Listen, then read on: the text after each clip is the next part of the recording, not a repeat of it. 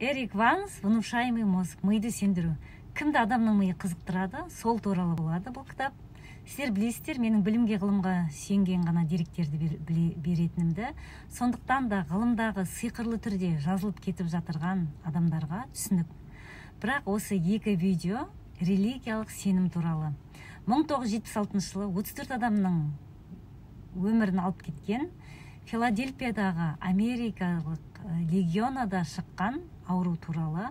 Бұл ауру бактериалдық инфекция, пневмонияға ұқсайтын, температурасы көтеріліп, жөтел қан араласқан.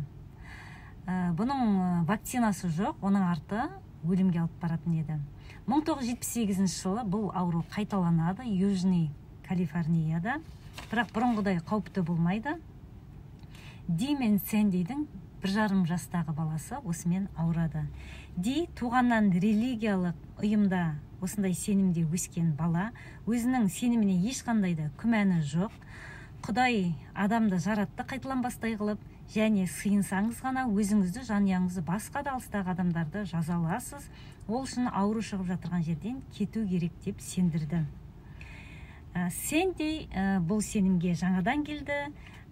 Кәсіптік бейсболдан иығын ауыртып алғаннан кейін, бірақ Диге қарағанда да барлық уақытын осыған арнады.